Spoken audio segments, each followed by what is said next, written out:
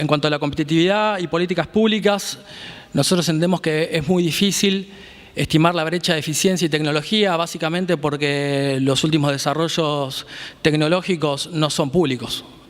Los llevan adelante principalmente los últimos para fines militares y obviamente no los van a estar publicando para que los usen otros países. Por otro lado, a diferencia de otras industrias donde la protección o la apropiabilidad de los bienes y desarrollos se caracteriza por el patentamiento de los mismos, en esta industria se caracteriza por el secreto, o sea, que no se divulgue para que otros no puedan utilizarlo. INVAP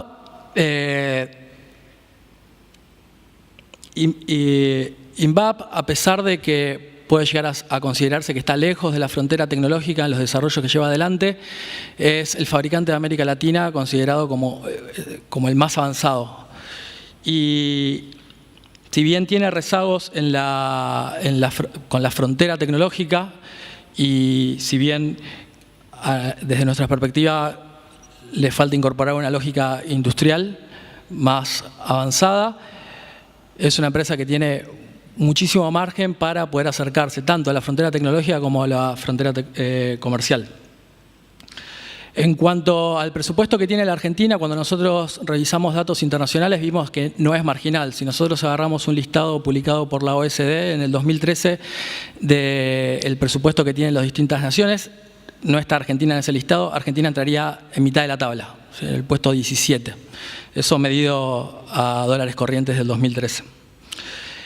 Otra cuestión que observamos en la Argentina es que tiene una estructura bicéfala. Esto es en cuanto a que CONAE administra todos los proyectos espaciales menos los de telecomunicaciones y por otro lado ARSAT administra los de telecomunicaciones. Eso, si no es coordinado por un ente que esté por encima de ambos organismos, implica de que el único fabricante o el único que puede integrar los satélites de manera completa en Argentina atiende dos ventanillas y la forma en la cual se organiza la producción quizás podría ser mejorada en términos de eficiencia si, por ejemplo, tenía asignada la producción del ARSAT 3, tenía asignado el personal para producir el ARSAT 3 y lo tuvo que reasignar sin saber cuál iba a ser la demanda quizás de la propia ARSAT en los próximos meses o en los próximos años. Con lo cual, coordinar las actividades que lleva cada una de estos docentes, que es la CONAE y ARSAT, para una única empresa que produce satélites puede llegar a ser relevante desde el punto de la mejora en términos de eficiencia. Por otra parte, observamos que el Estado es poco activo como usuario de datos satelitales, algo que había mencionado antes, y observamos como un problema que existe un detenimiento o una falta de recursos presupuestarios para llevar adelante los lanzamientos o las misiones, porque eso genera pérdida de capacidades, obsolescencia de las capacidades generadas previamente, y un caso es el que mencioné antes de ARSAT 3, cuando tuvieron que reasignar personal que estaba dedicado a eso para que se ubique en otras áreas de negocio de la empresa INVAP. En cuanto al capital humano, existen varias carreras de grado y de posgrado, que es algo que va a mencionar Fernando luego. Luego, en cuanto a encadenamiento con proveedores, existe información fragmentaria. Los proveedores se ubican en los hubs de producción vinculados al área espacial, que son Bariloche, Córdoba, Buenos Aires y La Plata. Existen muchas limitaciones institucionales desde el punto de vista burocrático para que algunas entidades como el Departamento de Energía Solar pueda escalar su producción de paneles solares. Existe una alta integración vertical de la empresa INVAP y adicionalmente hay un problema en la industria en general, no es algo de Argentina, que es un problema de reputación. Si vos no pusiste a prueba algo, un instrumento antes, no te lo van a comprar del exterior. Por eso es muy importante la actividad que lleva adelante la CONAE, por ejemplo, haciendo participar al departamento, en vez de comprar los paneles solares en el exterior, haciendo participar de los proyectos, los paneles solares que puede fabricar el Departamento de Energía Solar de la Comisión Nacional de Energía Atómica. En cuanto a la relación con los usuarios, lo que vemos es un subdesarrollo del mercado de imágenes y de aplicaciones, es algo que tiene mucho margen para avanzar. donde, insisto, tampoco en este caso el Estado es un activo demandante, como sucede en otros países del mundo. En cuanto a la agricultura de precisión, sí existen ciertas iniciativas, más del lado de la oferta, que es desde una demanda activa. Eso es algo que seguramente se analizará en el próximo encuentro. Y de la misma forma que vemos un potencial de desarrollo en el mercado de imágenes, también lo vemos en el mercado de telecomunicaciones.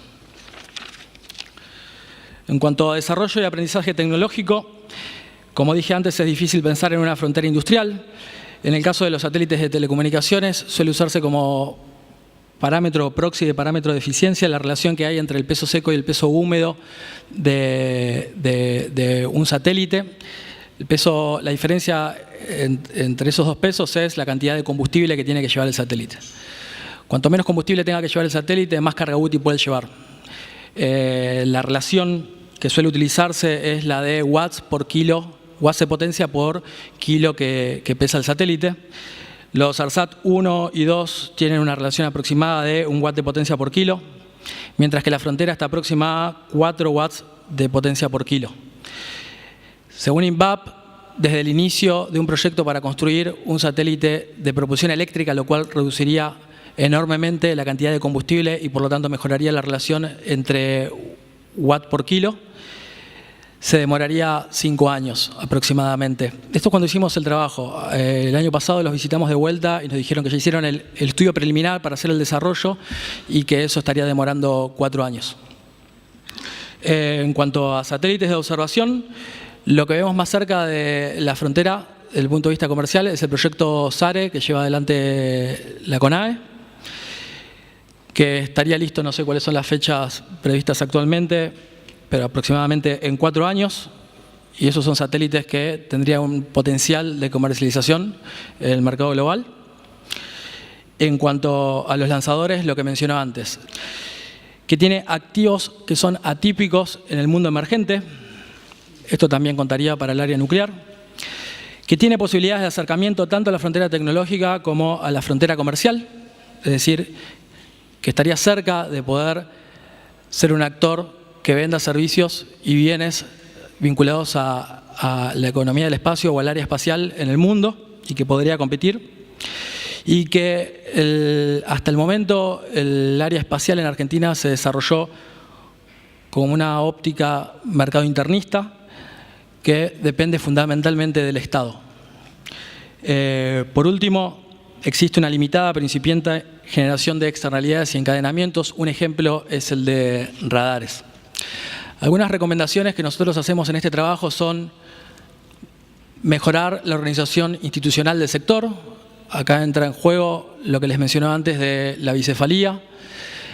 Evaluar los impactos directos e indirectos de corto y largo plazo de las decisiones del mercado de telecomunicaciones y asignación de recursos presupuestarios. Acá estoy pensando en lo de ARSAT 3.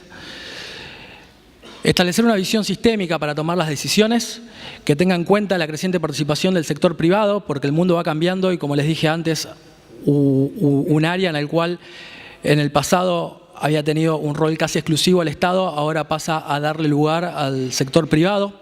Tener en cuenta las nuevas tecnologías, actores y los modelos productivos para incorporar en la industria local y las nuevas oportunidades que se pueden generar en términos de negocio.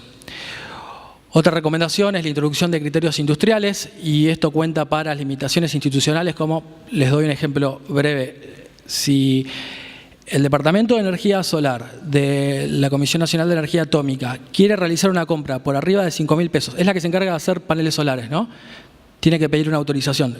Y digamos que los insumos que utiliza el Departamento de Energía Solar que produce estos paneles solares son generalmente mucho más caros que 5.000 pesos. Las potencialidades de escalamiento, si no aumentan la cantidad de personal y las dimensiones de los laboratorios, son muy cortas. Otra de las recomendaciones es un apoyo a la penetración de mercados. Esto tiene que ver con la gestión estatal que les mencioné antes. Y lo último es tener en cuenta una perspectiva tecnológica para definir cuáles son las opciones estratégicas a futuro. En la última slide simplemente figuran algunos trabajos que hemos desarrollado a partir de este, que fue el primero. Son más específicos. Algunos, los últimos, se están yendo llevados adelante y los primeros están tratando de ser publicados. Muchas gracias.